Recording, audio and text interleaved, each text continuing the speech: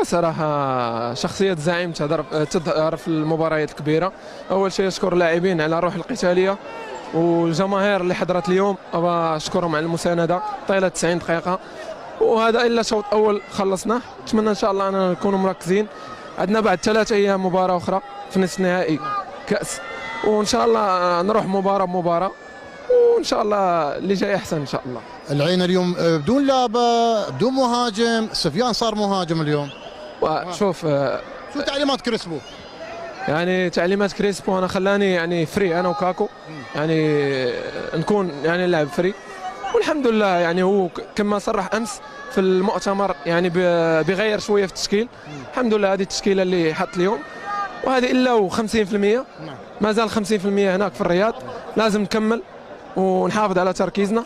الحين ما سوينا أي شيء، لازم نضل في تركيزنا ونخلص إن شاء الله هناك. تفوقتوا على دفاع النصر اليوم في اكثر من هجمه، كانت يمكن الشوط الاول باقل تقدير يمكن فريق العين هدفين او 3. ممكن تتفق ولا تختلف؟ ما اعرف. اتفق معك، ضيعنا كور سهله، بس اشوف ان الحكم اليوم شويه اثر علينا، لانه في كور يعني